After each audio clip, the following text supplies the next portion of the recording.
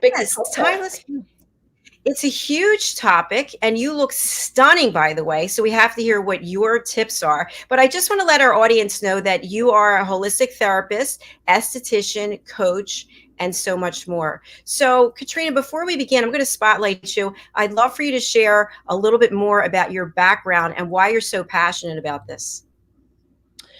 Well, I've been in the industry for 28 years and I started off in beauty therapy and then I went on to do alternative therapies, reflexology, aromatherapy, crystal healing, color therapy, and so much more.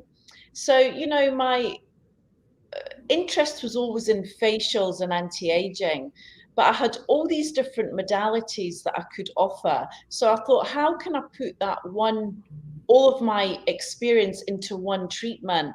So within a facial, I did color therapy, reflexology, and crystal healing. So it turned into quite an experience, not just one-dimensional facial. And then from there, I just, traveled around the world. I'm an international visiting practitioner. So I go to all these amazing spas in the Maldives, Thailand, Greece, offering my services. And yeah, and so along the way, as we get older, anti-aging, was always my passion. My mother taught me how to cleanse my skin when I was 12 years old. So I think integrated at a very early age. It's so interesting because you have this beautiful glow to your skin, and you just look so healthy and radiant. And I think I definitely would like to know more about how to get that. And I know there's a lot of things involved with it, but if you would just start off sharing with our viewers and our listeners, what is an esthetician and what do you do with your clients? Well, an esthetician is somebody that's um, works with skin. So a beauty therapist is somebody that does manicure, pedicure, waxing, but an esthetician is a skin specialist. So, because I have all these different modalities that I work with, I look at the whole mind, body, spirit of a person. So, by using the color test, and speaking to the client, you must always ask her what she wants. What does she expect from the treatment? Because you might see one thing, but she sees another. So, you have to educate your clients. And I think that there's a big gap in the market there. Katrina, you mentioned she. Do you also work with men? I do. I do, but that's the minority. I mean, in this day and age, there's a lot more men having treatments, manicures, pedicures, facials, but they'll tend to go to the cheaper places, and they don't, want to spend $200 on a facial. But it's coming, it's getting there slowly, slowly. Yeah. I think there's a fine line with men. There's a lot of men having Botox filler now, and I think men need to be men. I think it can look very weird on a man when he has too much work done, and it just doesn't look good. Unfortunately, men age and they look very charismatic. Women age and they just look old. A couple of things. If there are any men out there watching who would love to put a comment in, are you going for facials? And if so, how much would you normally spend? Don't be shy. We'd love to know. I have a funny story for you. So I was dating this guy and we were actually in Florida at the time and I wanted to get my Botox done. And he said, I think I'll get some as well. And I said, great. And so while we were there, he said, anything else you want to get done? I said, I'm going to have my lips done actually. When I tell you, his forehead went from here back to here. His hair was starting here. He had like a giant forehead, and I had these enormous. I was like, I couldn't even talk, and I had a big business meeting the next day. I'm telling you, it was hilarious. My boss, I picked him up at the airport, and he said, I won't use the language he used, but he's like, "What did you do to yourself? You look like a freak." You have to give yourself a few days to recover from that. There is so many I can't get the word out. So many nerve endings in the lips, and it's super sensitive. So when you inject, they instantly react. So you have to be careful. And lips is a very, very specialized area. You have to go to a doctor that really knows what she's doing, because, everybody looks like they've got a trap out, and it's just not attractive. It really isn't attractive. I think nowadays with social media and everything, I think there's a very much a distorted image of what beauty actually is. And that's very sad to me. And all these young girls, I mean, for me, it's something I feel very strongly about. And I think these doctors should be shot. They're injecting 18-year-olds, 19-year-olds. It's ridiculous, really. You bring up some really good points. Now, I want to talk about what we can do before we turn to Botox. I've been getting Botox for 28 years, I think. And, sometimes I wonder what is the impact that it's having on my muscles and my skin, but I continue to go back 3 times a year. But what can we do before we get to the point where we need to do some of that work? And obviously, everybody's not in favor of it. So I'm going to spotlight you and let's hear your expert suggestions. Okay, so there's quite a few things you can do before you have Botox. Regular facials are a must, and what you're using at home is of paramount importance. So forget about what I'm doing. Do you have the right skincare? Because that's where we start. That's where it starts, and that's where it ends. Because skincare at home is going to regenerate your skin. Your skin is a living organ, so it's shedding thousands and thousands of skin cells every day. So when you use the right products, you're keeping it vibrant and fresh. Products for anti-aging are very important: vitamin C, vitamin A. So they regenerate the skin. They stave away fine lines and wrinkles, and they're 2 of the major anti-aging ingredients, along with hyaluronic acid. Some of the professional skincare lines now have frown serums. So you actually rub it in the lines of your face, and it really does make a big difference. So the younger you can start with that, the better. So let me pop in here on that. So I remember I worked in cosmetics as a part-time job for many years. I worked for some of the biggest brands, and there was a company, because with an S, that they sold this cream that you could rub into your forehead or other muscles, and it would act as a paralyzing agent, just like Botox. So is that what you're talking about? Yes, yes. Yeah. And there are many skin brands. I mean, my favorite one is Environ, which is a South African clinical brand, and they have frown serum, and it's spectacular. I mean, it really does make a difference. But you have to use it every day. You have to really rub it into the lines, and in 1 month you'll see quite a difference. And Katrina, how long does that last? It's long term. If you keep using it, it builds up. So it builds up all the collagen and elastin, so it lasts long term. It's a long term result. But So Botox is primarily based on the way you move your face, how much you smile, you cry, you frown, and all that. So this is how all the lines across here are determined, from your facial expression. now, I just want to clarify so I think that Botox paralyzes the muscles, right? So see, I can't move my forehead. It sounds like what you're saying with these products, they plump it up. They plump up the skin. Yeah, yeah.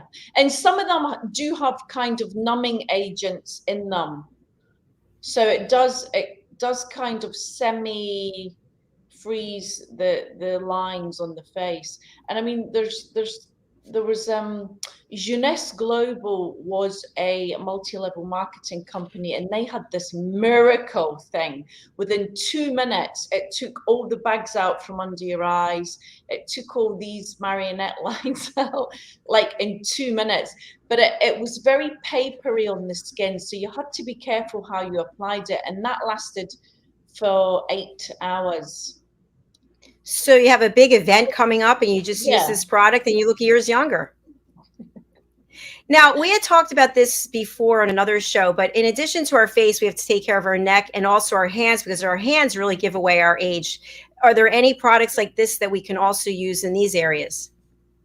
You can, whatever you do to your face, you must do to your neck and your décolleté. It's one. You know, the neck ages faster than the face, and around the eyes, the skin is very different, and the chest is always exposed more to the sun. So you must use richer creams on the neck and the décolleté. And again, take your AHAs, your vitamin A, your vitamin C right down onto the breastbone. It's very important because that really gives away a woman's age as we get older. And you know, whatever you do on the face, you can do on the hands. Microneedling, peeling. You can peel the hand. You can use laser on the hands. It's skin. So where the skin, you can treat it the same, you know, with a few variations here and there. Great points. I'm also wondering, for all these years we've been hearing about the importance of sunscreen, and I started thinking to myself that, because I have a lot of allergies, that whatever you put on your skin, it gets absorbed, it goes into your body. So how important is it to wear sunscreen, or maybe just wear a huge hat and keep yourself covered up? No. UV penetrates through everything. It bounces off the ground. You could be sitting in the sun all day under the shade and still get sunburned. So don't be fooled by that. Sun protection is one of the best things you can do for anti-aging. There are many on the market now. Zinc. You look for titanium dioxide and zinc in your products. Minerals are very good. They block out the UV light because UV is also present when the sun's not there. As long as it's the light of day, you're absorbing UV light, and that's where you're getting the free radical damage and the aging. You'll see people that drive a car all day long. One side of their face is visibly older than the other. I mean, even on my face, you can see I mean, I've corrected it with fillers and mesotherapy, but I had two severe lines here compared to the side of my face. And it was because I was always in the car. So sun protection is super important. Wear big glasses with a good UV screen and a big hat. You should And never. what about on our hands? Yeah, the hands are a problem when you're on the beach and you're outside, you know, unless you want to go back to the 60s and wear these long, lovely gloves. You can actually wear gloves that you can wear these cotton gloves when you drive, because driving also, there's a certain, I think it's 60% of UV light gets through the windscreen. Wow, I didn't know that. Yeah. So everybody look in the mirror and see if one side of your face is tan and the other side isn't, and your hands as well. So, Katrina, I want to go back to the facial. Now, when I've had facials in the past, a lot of times the pollutants and toxins come out of your face, right? And so you go to somebody like you who knows how to deal with it. What if we're at home, we do a self facial, and we start experimenting and trying to get all of the whiteheads and blackheads out? Is that a good idea? Not really, because you can spread bacteria unless you know what you're really doing. I would leave the extraction to a professional, but you can exfoliate. You must exfoliate actually at least once a week, once or twice a week, once a week to 10 days for oily skin. Dry skins can do it once or twice a week. Sensitive, maybe every 10 days. And you could get different exfoliators. I prefer the gel exfoliators with alpha hydroxy acids because then they just eat away at the dead skin. When you've got abrasives, they scratch the skin microscopically. So I'm not a fan. I think, and some skincare brands say don't exfoliate at all. Like lots of massage on the face is good enough exfoliation, which is true also. But it depends how clean you keep your skin. You know, you have to clean your skin properly. Your skin has to be squeaky clean before you put on any product because you're layering. So if you're putting product on top of unclean skin, what do you think is going to happen? You know, you're going to end up with a big mess. So at home, you can exfoliate. You can use a mask once a week. Clay masks are very good for detoxification. Hydrating masks, obviously, if your skin's a little bit drier. The difference between dry skin and dehydrated skin is dehydration is when you see lots of fine lines and wrinkles and the skin looks a bit parched. This is lacking in water. When you dry, it looks very tight and very patchy. And sometimes you can even see the flakes of skin on the face. So that is a typical dry skin. But most of us are a combination in some way or another. Really good tips that you just shared there. I'm wondering, when we talk about cleaning our face, so I worked for a company very well known, and they have a 3-step process that you use the soap, and then you use the toner, and then you use the first moisturizer. And many times when I would use the toner, the cotton pad was still dirty. I thought, oh my gosh, like I'm not actually washing my face properly. So any tips you can share there? Okay, so in the morning, you've been sleeping all night. So a lot of people think because you've been sleeping all night and you had a shower before you went to bed, you don't need to wash your face in the morning. That's very wrong, because although everything to do with the body slows down, everything to do with the face speeds up. Yeah, everything, sorry, not the face, the skin. That didn't sound quite right, that sentence. So everything happens, the regeneration process happens at night. So it's very important for you to wash your face, put on your moisturizers for night, and then when you wake up in the morning, you've sweated at night, there's oil secretion at night. So you must wash your face in the morning and then start again.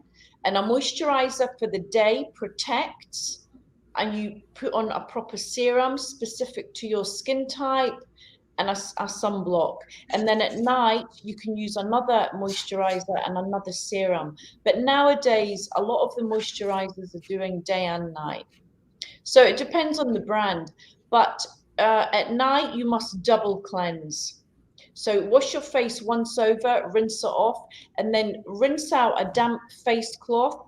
And I always like to finish with that, because then you get all around the hairline, you take the eye makeup up properly, and it just cleans. There's a bit of an abrasion there, so it just cleans a little bit deeper. Wonderful tips there.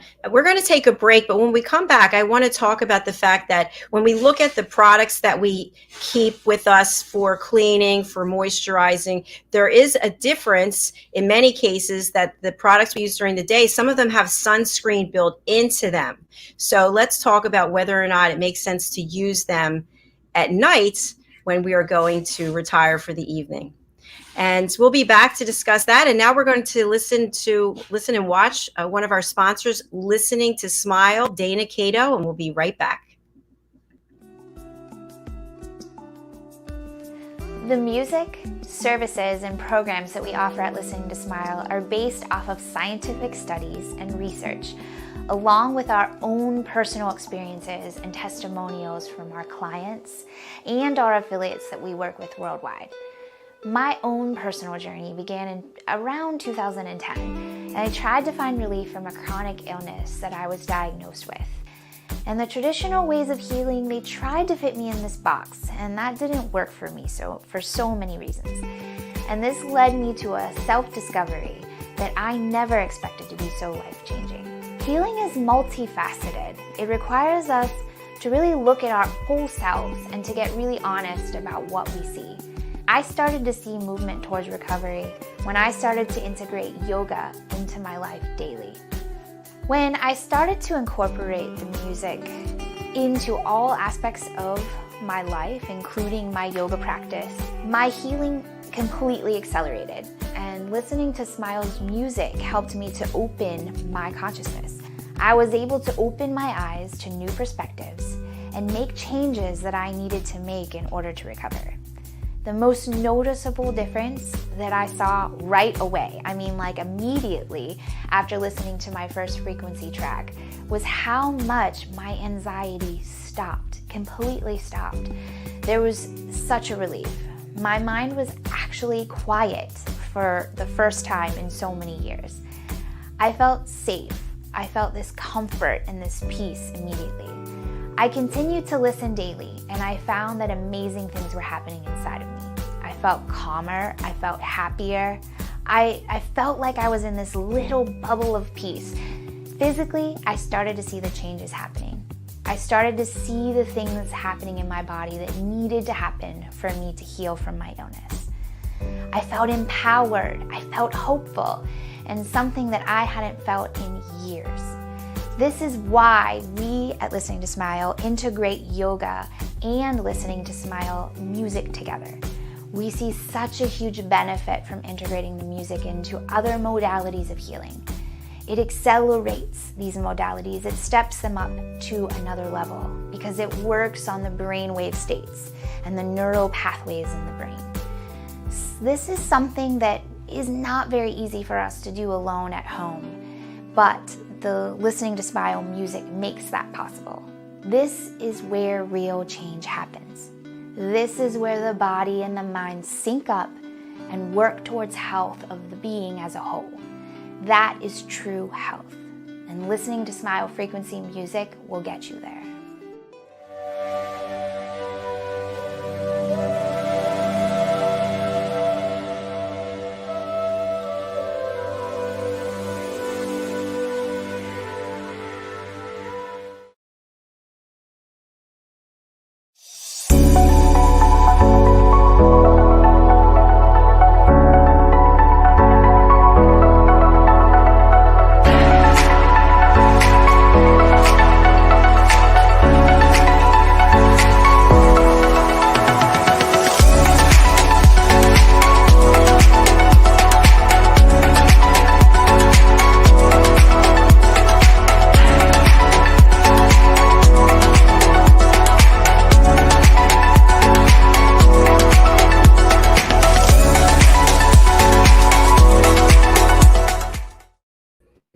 Hello and welcome back to USA Global TV, home of Talking Heads, and hello to our friends listening on Business Talk Radio. We've got a brand new show today. It's so exciting. Secrets to Timeless Beauty. My co-host and friend Katrina Valente is here with us, and we have just been having some wonderful gems that you've been sharing with us today. Thank you.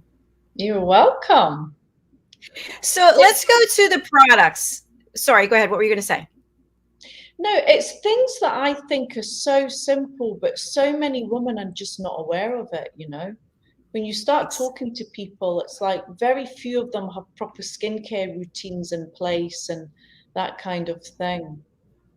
So yeah. And it's so important. And I don't know now with us going through the pandemic what things are like, but typically from my experience when I was working in the cosmetic industry, you had two types of potential clients. The drugstore client, the person that's going to the grocery store, the drugstore, they see all the brands there, they're shopping for food and they pick up the mascara and they pick up whatever the moisturizer. The people, actually three types of clients. And then the people who are going to go to the big box retailers and they're going to, sit in the chair and have a makeover done. And then the third kind who's maybe going to go to a specialist and they're going to have custom products that are designed. So how does someone manage on a budget to have beautiful skin if they can't go into category 2 or 3? What I would advise is go to a skincare specialist. Most of them will give free consultations and get a proper diagnosis on your skin. Because I find that when you go to these outlets, the big Sephoras of the world, they're there to sell. That is their primary concern, to sell you as many products as they can. You come to someone like me, I have a genuine interest in making your skin better. I don't care about how much money you spend. It's important to me that you get the end result, because there is my reputation. So that, and generally, authentically, therapists are a bit more like that. So I would suggest, even if you have to pay for it, it's worth it, because you'll make no mistakes, you'll save a lot of money in the long run, and you'll get the proper products, because it's a minefield out there. There are so many products available, and you just have to understand what your skin needs. We don't need a lot of product. It's getting the right product that's important. I love that, because you're right. When we go into these retailers, there, can I help you? Can I help you? And you end up with that basket. My basket's always so full. And then I get home thinking, why did I buy purple mascara? And like all these things that I don't need. So Excited in the moment, and you think, oh yeah, that sounds, and then and then it sits there and you never use it. Waste of money. And you start adding up how much you spent. It's crazy. You see, the thing is, with cheaper products and clinical products, what the difference there is, the amount of active ingredients. So with a professional product, something that has to be prescribed to you, it will always have a higher percentage of active ingredients. And there is the key, because actives turn the skin around quicker. When you buy a cheaper product, it has more filler in it. Although nowadays, I have to say, they are getting a bit better. I favor Olay and L'Oreal for supermarket brands. They're not bad. You know, I've tested a lot of products in the past. And you certainly don't have to go to the high end like La Mer, Natura Bissé. I think they're a waste of money. But go and get a good clinical product, because they're spending money on the ingredients, not the packaging and the marketing. That's the big difference. Good point. And a lot of people don't understand that, you know. And SPFs also are very important. Do not go and buy an SPF for your face from a supermarket, because a lot of the time the number it has on it is not the number it's protecting you from. So there's a miscommunication there. Whereas if you go to a skincare brand, they'll always give you a much higher quality. So even if you can't afford to use it for the body, get a good quality one for your face. And Perfect. Another thing that people don't know about is the SPF. What an SPF means is that you can be out in the sun. If there's an SPF 20, you can be out in the sun 20 times longer before your skin burns. Well, that's never going to happen, because after an hour, the sunblock starts to disintegrate. So you have to keep reapplying it. So actually, you don't need to go any higher than a 30, because after a 30, they get very chemical. And that's when you can start having problems with hyperpigmentation, acne, sensitivity. So that's a really good tip that not a lot of people know. That's a great tip. And now when we think about the SPF, this was the question I teed up before the break. So let's say we don't have enough money or a budget to get products for the day and products for the night, but we know we need sunscreen. So we buy a moisturizer that has SPF of 15 or 20. Can we use that at night before we go to sleep? And if not, what will happen? No. Because our sunblock has got specific ingredients in it to protect you from UV light. To use it at night is a waste of time. Remember, the key words for the morning are moisturize, and for the night, it's to nourish. But nowadays, a lot of the clinical brands, you can use the creams day and night. But if you've got a moisturizer with SPF, just keep it for the day, and then get another cream for the night. Or if you've got oilier skin, you might not need a cream. You can just use a serum at night. You know, it greatly depends on what skin type you are. But you basically need a cleanser, toner, moisturizer, serum, eye cream. 5 products. 5 products. Okay. Now, what about buying a foundation that has a sunscreen in it? So I have it has 15. Do I need a moisturizer with sunscreen and I need the foundation, or just one or the other? I mean, if you have 2, it's not a problem, but one or the other is good. A lot of the foundations nowadays do have SPF, and it's great, because a lot of women say, oh, I don't wear any makeup, and they think that's a good thing, but it's actually not, because the more product you have on your skin, the more protection you're giving it. The key is to clean it off properly at night. So actually, the more products you have on, the foundation, the SPF, the serums, it's a good thing, because it's protecting you. Now that is a huge statement, folks. I hope you heard that. Say it again, Katrina, please. If you don't wear makeup, don't think you're doing good. You're not. The more product we have on our face, the more protected it is from sun damage, from UV light, from aging, from the free radical damage. So if you've got foundation, serum, moisturizer, sunblock, it's great because the skin is being protected. And if you're using quality products, don't think you're going to clog up your pores. You're not. You're protecting. The key is to make sure you wash them off properly at night. And it's the best thing you can do for yourself, honestly. Wow, who knew that I was doing the right thing all this time because I love makeup? You can tell by looking at you. Come on. Now, thank you. Something I'm just noticing as we're talking, your face and your neck match, whereas my face and my neck don't because I don't have anything. Is your skin all the same color all the way through?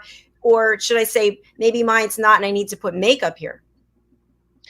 Is it the lighting's very bad? I promise I'll get my professional lighting out for next time.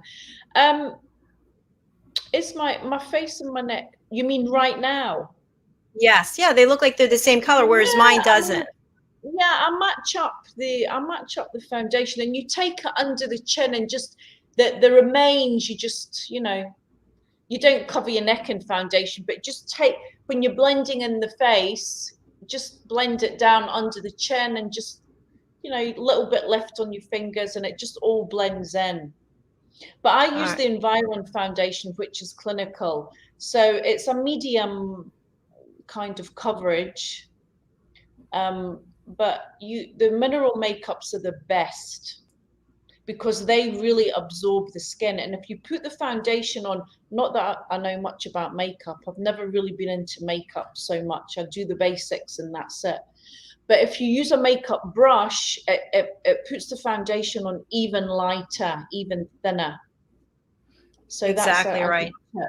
Yeah, not that I do that, but it is a better way. Even with a sponge, it's better. But then I don't do the contouring or anything, so yeah, leave that to the professionals.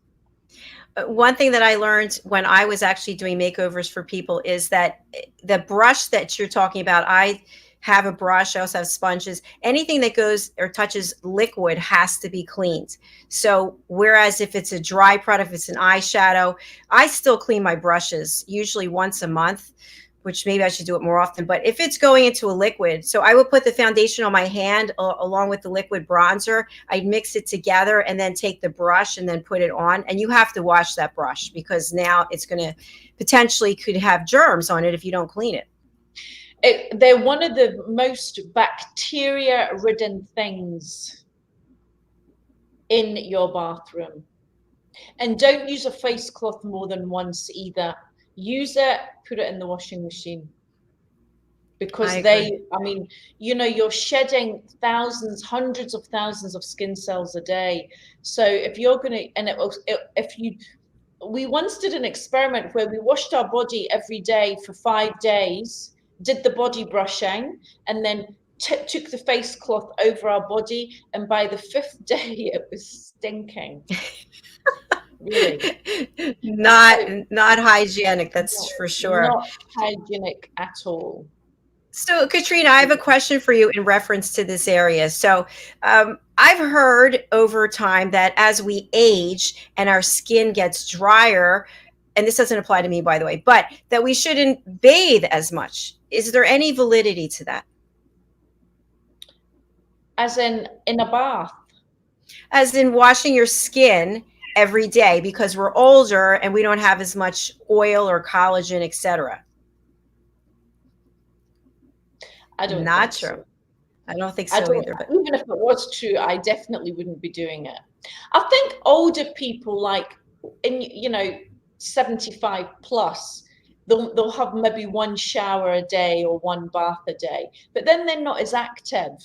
I think when you're active, you have to clean your body. There's parasites sit on your body, tiny little, mites that are bacteria. You have to wash yourself. And a very good tip which is not about skincare, but it's related to skincare, is you can clean your mattress by just using bicarbonate of soda. You get the tins, they're about this big. Mix some tea tree oil or some oil that you like. Rosemary is very antibacterial, basil, cypress, thyme. Mix some drops of essential oil in the bicarbonate soda and sprinkle it all over your mattress, and then rub it in and leave it for about an hour, and then vacuum it off, and it lifts out all the dirt from the mattress. It's amazing and super cheap. I love this. I actually just went and bought a mattress cover, and I used essential oils on it before I put the mattress cover on. But what about our pillows? I was just reading that we need to change our pillows more often than not. Can you use this process on that? Yeah, they say that we should change our pillowcase every 3 days, because your hair's on it. If you don't wash your hair every day, you're getting all the dust and grime from the day, and your face is on the pillow. But I mean, I just get my pillows washed. I send them to the laundry, or if they fit in the washing machine, you put them in the washing machine. But yeah, I never thought of that. The actual pillow you put right in the machine. Yeah. And I have feather down pillows, and they come out fine. You just put them outside. Of course, I live in a hot country, so everything dries in 5 minutes. That's a good thing about it. But yeah, it's very important. And you know, sleeping on your side, it wrinkles your face. I mean, the best way to sleep is on your back, but who does that?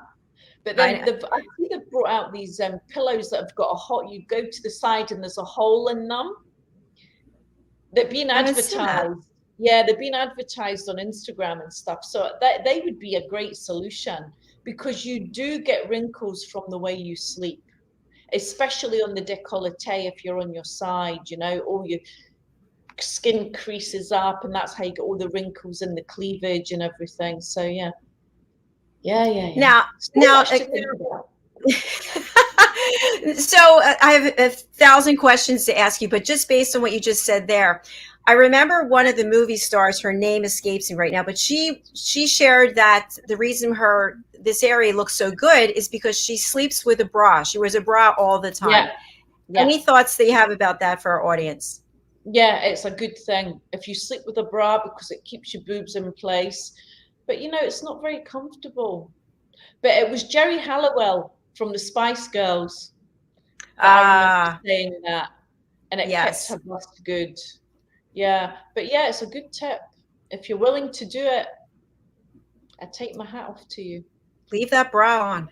But also, underwire bras are very bad. They promote breast cancer, because they stop the lymph from working properly. So any woman that's had breast cancer will tell you never use underwire bras. And you know, they say you should leave your boobs free without a bra, without anything. They need to just breathe properly. So yeah, that's another tip.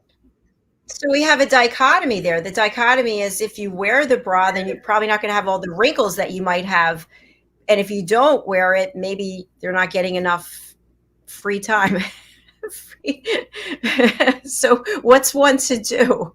Yeah, maybe you can compromise. Maybe you can wear it to bed 4 nights a week, and the other 3 just. I love it. Katrina, we're coming to the end of our show, but I do have one more question for you for today. And of course, we'll be back next week. So my question is, you mentioned you live in a very hot country. You're in Dubai. And for people who exercise, they are perspiring, they're sweating, they already took a shower, and now they just exercise. Should they take another shower because of the parasites? Because I know a lot of people who don't. So what are your thoughts on that? Yes. After they've worked out, they don't shower. And even if they don't sweat, it's, you know, if you're in a gym or wherever it is, you're in yoga touching. Listen, you're talking to the gym queen here. I train 2 hours a day. The gym is the most bacteria infested place you can ever be. Whether you sweat or not is irrelevant. You have to have a shower after you've been to the gym. End of story. Here, here. I totally agree. I even bring a giant towel that I don't sit on any of the equipment. I put the towel down and then I wipe in between every, but I see people in the gym, they're just sitting right down on that equipment. They leave the gym. They don't go into the bathroom and wash their hands. I'm not judging, but I just see it and I think, oh, this isn't good. Yeah. I mean, I think we have to live with bacteria. It's good for us, but I think you have to be aware of it. You know, in the gym, you've got a lot of sweaty men. A lot of men don't keep themselves as clean as women do. But, you know, when you sweat on the face, you have a film of sweat, and that all sticks in with the bacteria, the dust, the grime. You have to wash that off. You have to get it off your face, you know. But Now no, we're going from one thing to the other and we're going to the gym. All right. We just finished work. We're going into the gym. We have a full face of makeup. Is that okay to have it on? That's okay. I wear my makeup to the gym. That's fine.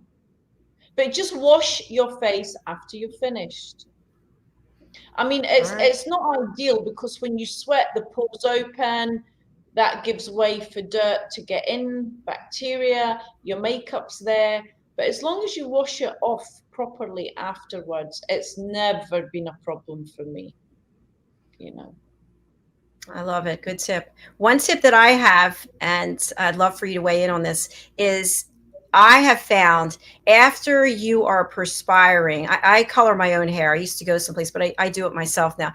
After you're perspiring and you come home, do not color your hair then, because your pores are all open and then the product goes right, it sinks into your pores and it is very painful, friends. Not something good to do. And it's very, very, I mean, blonde isn't so bad, but dark hair dyes are very toxic. Very toxic. So no, try and avoid that. That is correct information. Because what I used to do is I would wash my hair, dry my hair, and then color it. And then what happens is your pores are still open because you just dried your hair. So it's kind of like, well, what's the right time to do it? But that can be for another show. Yeah. Well, I'm not a hairdresser. We'll get a hairdresser on to give her weigh in on that. Exactly. So that's something I wanted to share with our audience, is that we would love to have you as a guest. I'm putting up here, you can email me, you can get in touch with Katrina. I'm putting up her information afterwards. So Katrina, for people who are watching or listening, what types of subjects would we like to have people come on and talk about with us?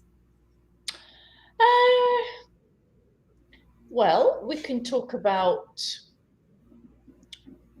skin, we can talk about anti-aging, we can talk about supplements, vitamins, emotional therapies, mental health.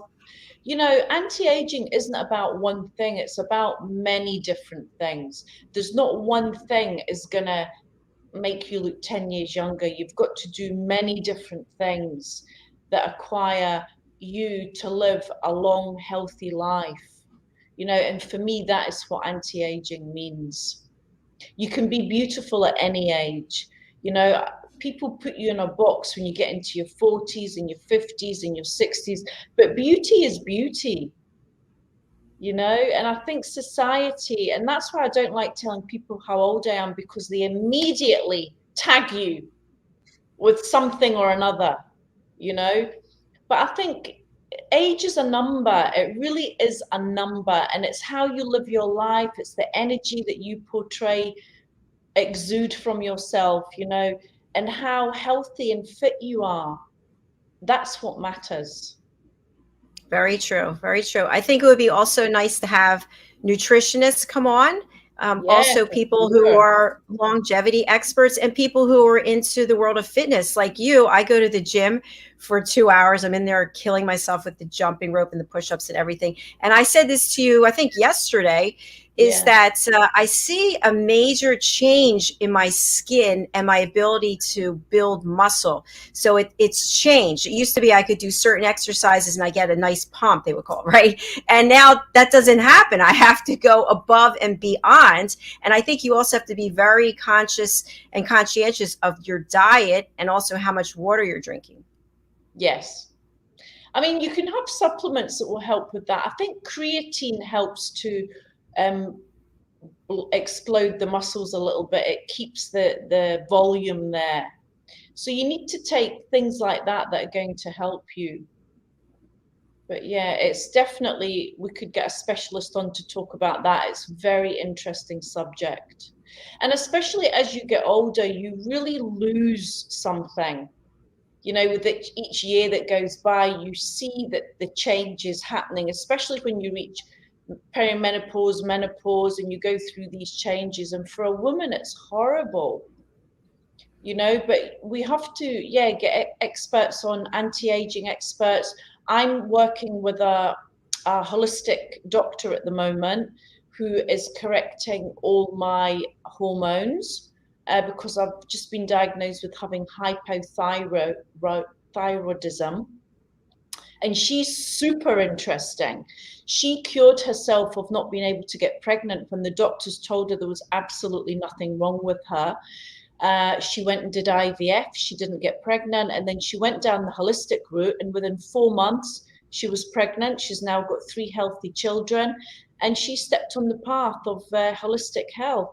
And so I've got a ton of supplements to take, but they're all natural. And that's the way I prefer to go rather than take all these chemical substances. So she would be very interesting to have on.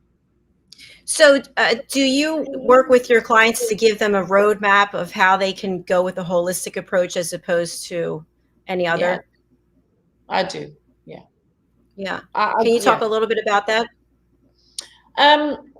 Well, because I'm looking at the mind, body, spirit, I can tell where they are emotionally. You can tell a lot from looking at the skin. If they have gut problems, if they have liver problems, kidney problems, it all shows up on the skin. And because I'm doing reflexology, I can feel where they're having problems in their body. So then I would advise them or send them to people that can help them. I mean, I'm not a doctor, but I do know a lot. And I've always been a big believer in supplements and vitamins. And we need them in this day and age. Your food is not going to cut it. You don't know how long it's been sitting in the supermarket. You cannot weigh how much vitamin C is in an orange, for instance. You know, and so I always think supplementation is a good way to go. And being blood tested regularly, you know, because we don't need everything all of the time. And I think if we listen to our body speaks to us every single day. We just have to listen to it and then act accordingly. All really good points. Thank you for sharing that. I wanted to close out with sharing the picture of me when I had my lips done and I had my face done. This was in 2012. I just found the picture. Can you see? Oh, wow. Yeah, they're not so bad. You look fabulous. Well, look at my day. How do you say that? Décollage? Décolleté. Décolleté. Look how sun damaged it is. Yeah, and then a little bit. Yeah. So that was me. From your face, but you can correct it. It's never too late. And, you know, don't think women get to a certain age and think, oh, I'm past being helped. No, the skin is a living organ. As long as you're living and breathing, it can be reversed. Love that. I love that. Everybody out there, did you hear that? It can be reversed. Your skin is with you throughout your whole life, and it's never too late to go down a direction that is a positive and healthy one. It's regenerating. It's just when we get older, the regeneration process slows down, but there's many things you can do to speed it up. Many things. Of course, something else I just thought of, I keep saying the show's ending and I keep going, but if there used to be some kind of test that you would pull the skin here, and how quickly it goes down shows your age. Is that valid? Yeah, it is a little bit. I think the hands are a big reveal for a woman's age. I mean, nowadays they're using fillers, hyaluronic acid, they're doing laser on the hands, peeling on the hands, but the hands have a lot of wear and tear in life. You know, you're using your hands every day, and the back of the hands are sadly neglected. So you should always start to carry a hand cream with you. And the hand cream should also have SPF in it, right? Yeah. Yeah, a lot of sun creams, hand creams do, and also AHA, because we want to keep regeneration going on the hands, you know. But your hands are like the forehead; they don't have a lot of excess skin, so this is also what makes them look old, because there's no plumping like on the cheeks. It's like the forehead. You've got skin and bone behind it, and the hands are the same way. So this is why it's a challenge to keep your hands looking young. But it sounds like we can reverse it if we do the right things. Is that correct? Definitely, definitely. Excellent. Well, I would love to continue on today. We've got another show, and you and I will be back next week. So, Katrina, can you please share with people how they can reach out to you? Let me get your banner back up. How can people contact you, and what services can you provide to them? Okay, so if you're in Dubai, obviously I can do all the hands-on stuff. I do online work with the clearings and the coachings and the readings. You can follow me on Instagram. I post every day. It's just my name, Katrina Valente, and the number 1. My website is also my name, katrinavalente.com, and that gives you all the information about me and what I can offer you. And Facebook also, just my name. Wonderful. It has been an absolute pleasure doing this show with you. And I hope that folks, you'll come back and join us every week. We're going to be changing our time because Katrina and I are 9 hours apart. So we have to find a time that is going to work, but I'll be posting about it. And I also put Katrina's information on all the social media platforms, so you can contact her by looking there.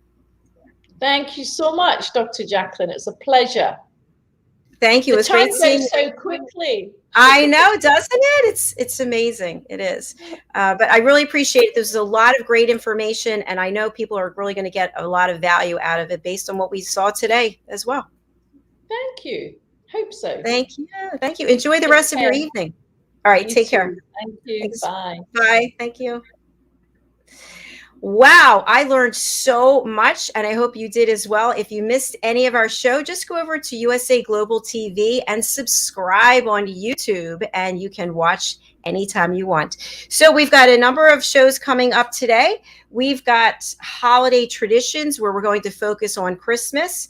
We've got the wise ones, stories of hope, inspiration, overcoming adversity, a special edition. And we've got the business talk show, and also elevated listeners on the Listening Mentor. So thank you so much for being here. We really appreciate it. We love having you engage with us on social media. So even after the fact, you can go now and you can put some comments in social media. Katrina and I would really appreciate that.